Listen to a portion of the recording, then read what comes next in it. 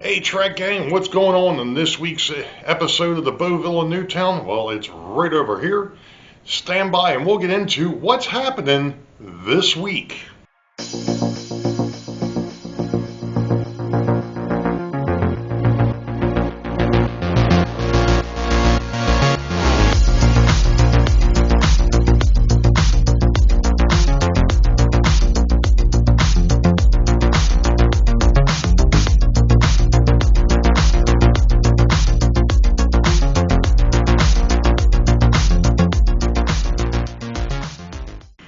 Well, hello Track Gang, and welcome to episode 34, I think. It's either 33 or 34. I should have looked. I didn't. We're in the Hidden Yard area, obviously, because we're continuing with the ops session, and this is going to be trains 19, 20, 21, and 22. So we're getting closer.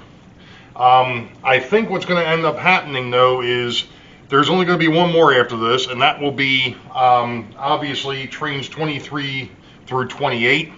So we're going to do 6, namely because of the fact that I want to get through this so I can get into some other things that are coming. 1, and 2, there is a possibility that there could be a multi-operator ops session coming. So I kind of want to get through the first 28 trains, which is the first half of the schedule, before I go ahead and have somebody come over and help me run the second half of the schedule, which, if you're really wanting to keep track, this would be the first 2, once we get through the 28th train, that would be the first 2 hours, or the first 12 hours, the first 12 hours fast time, first 2 hours normal time. So that's kind of where we're at.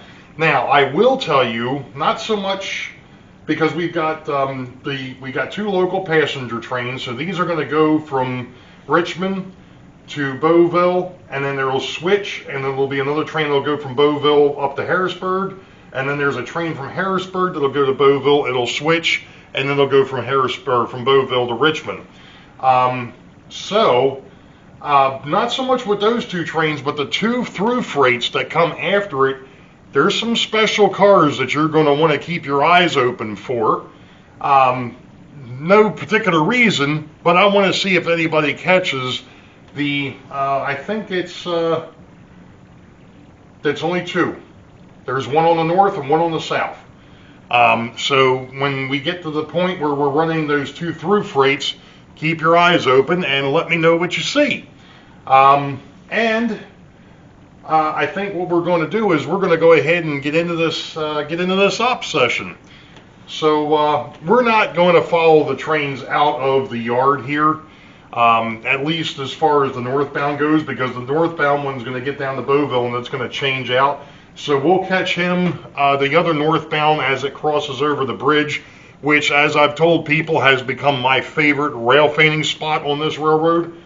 Obviously, after I rebuilt that bridge, it's just a great focal point, and it's one of the reasons why I want to get through this 28 train ops session, because I want to finish up that scene. I actually did start doing some work over there the other night, nothing major. It was literally redoing the upper bridge scene, not the lower one, but the upper bridge scene. And I'm going to have some, there's going to be a Q&A, I guess, coming up on that too. I'm going to be asking some questions because I've had some ideas and some brain thoughts, drizzles, but brainstorms, but I want to see what people think about that. But we're talking something else that's going to be at least another episode away. So let's get into this ops session. I'll catch you all down at the bridge.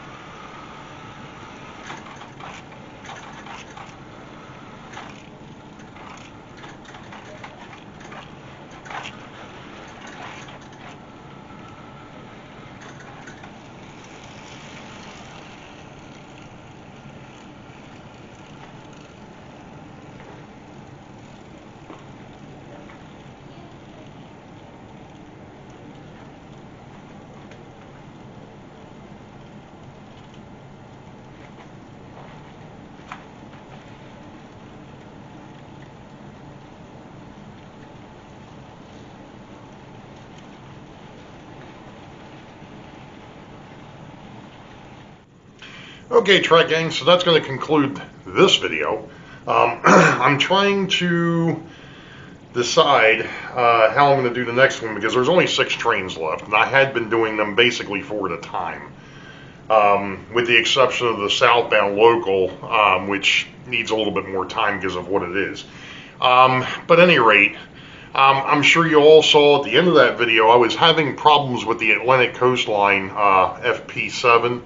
I brought it over here to the table. I took it apart last night and basically found out that the commutator was extremely dirty. Went ahead and cleaned that up, and I ran it a couple of loops around after that, and it seems to be fine now. And then I happen to think that locomotive, I don't think I really did anything to other than maybe put some new grease on the gears. That's one of those ones that you can't get into. That's one of the old the pre-power torque Tycos. That was when Mantua still had some of that stuff.